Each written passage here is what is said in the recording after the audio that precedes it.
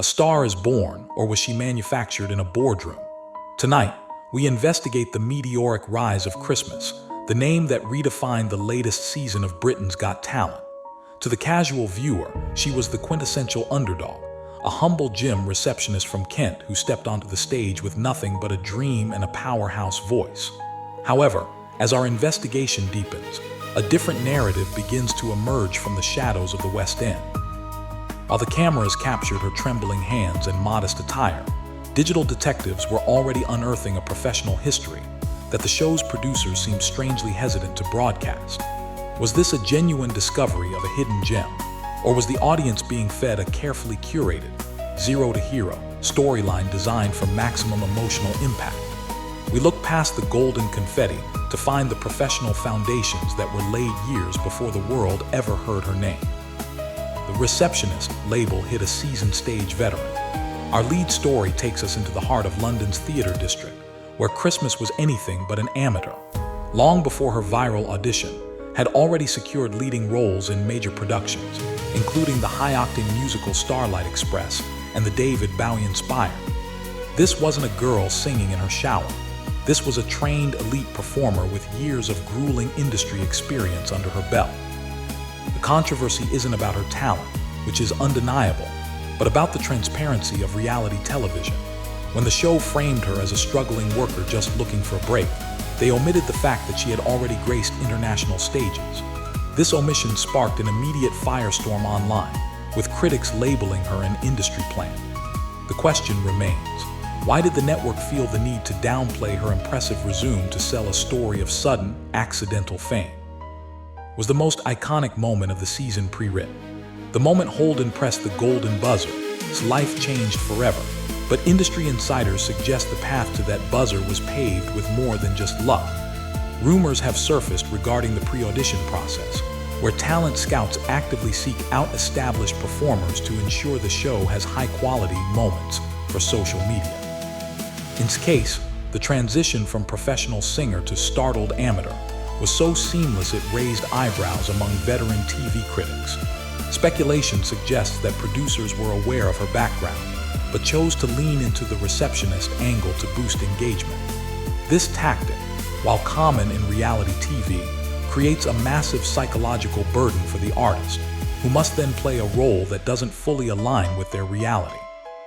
The golden moment may have been real, but the context surrounding it is now being called into question by those close to the production. The internet's cancel culture turned a dream into a nightmare. While was celebrating her advancement in the competition, a darker force was gathering momentum on social media. The industry plant accusations didn't just stay in the comments section.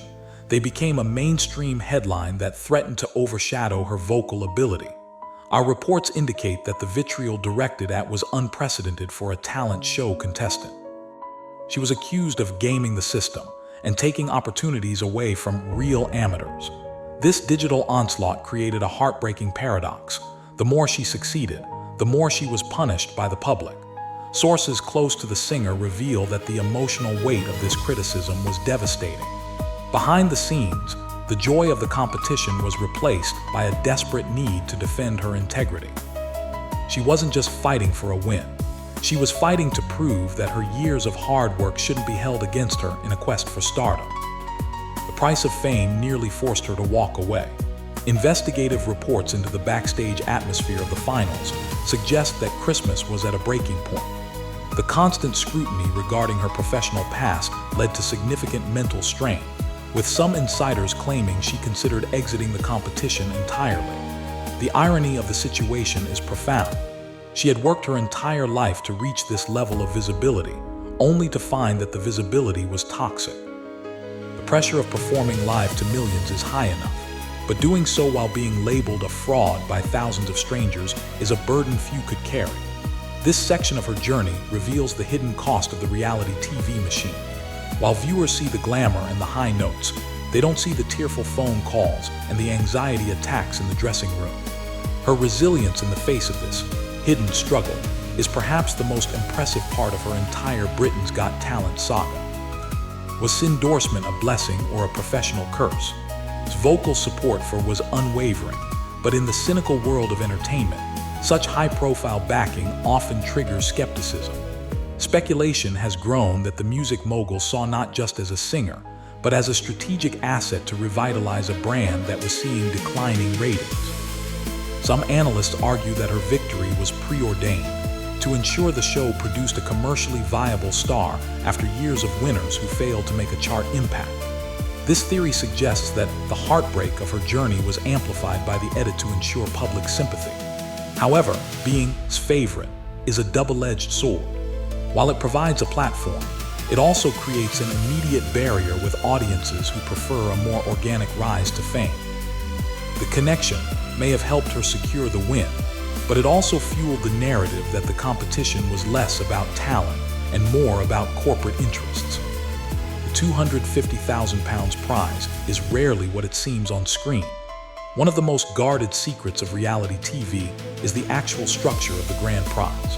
While the headlines scream about the £250,000 payout, the financial reality for winners can be quite different. Our financial analysts point out that these prizes are often paid out over several years, and the winner is typically bound to highly restrictive management and recording contracts. These golden handcuffs mean that a significant portion of future earnings is funneled back into the production company and the label. For the win was just the beginning of a complex legal and financial journey. There are reports of past winners who found themselves in financial limbo, unable to take certain gigs or release specific music without express permission from the network. The heartbreaking truth is that the moment of victory is often the moment an artist loses their creative and financial autonomy to a corporate giant. And she escaped the graveyard of reality TV winners. History is littered with the names of talent show winners who vanished into obscurity within 12 months of their finale. From the moment the crown was placed on her head, Christmas was racing against a ticking clock. The industry refers to this as the reality curse, where the public's interest evaporates as soon as the next season's promos begin to air. Our investigation into her post-show career shows a steep uphill battle. Despite her undeniable vocal prowess, the industry plant label continues to haunt her marketing efforts, making it difficult to bridge the gap between TV personality and respected recording artist. The transition from a variety show stage to a sustainable music career requires more than just a good voice. It requires a rebranding that distances her from the very show that made her famous. Whether she can break this cycle remains one of the most discussed topics in the London entertainment scene. Controversial whispers continue to trail her debut album. As moves into the next phase of her career, new rumors have surfaced regarding the creative direction of her debut projects. Sources suggest there has been significant friction between her personal artistic vision and the commercial demands of her label. The heartbreak here lies in the compromise. An artist of her caliber often has to dumb down their repertoire to fit a mainstream mold. Furthermore, speculation regarding her personal life and the impact of sudden fame has become tabloid fodder, further distracting from her musical output. We are seeing a pattern where the scandal of her professional background is being replaced by the drama of her transition into the A-list. In the high-stakes world of pop music, every move is scrutinized, and the margin for error is razor-thin. The pressure hasn't disappeared. It has simply evolved into a more sophisticated form of industry expectation. Was she a victim of the system or its greatest player? As we conclude our investigation, we are left with a complex portrait of a woman who is both a victim and a victor. Christmas is undeniably one of the most talented performers to ever grace the British stage, yet her legacy is forever intertwined with the controversies of reality TV manipulation. Whether the show hid the truth from you or simply repackaged it for entertainment is a matter of perspective. What remains clear is that the heartbreaking truth isn't about her lack of talent, but about the lengths a production will go to create a narrative at the expense of an artist's reputation. Survive the backlash, the mental strain, and the corporate pressure to claim her prize. Now, the world watches to see if she can transcend the headlines and become the legend she was always trained to be. The cameras have stopped rolling, but for Christmas, the real performance has only just begun.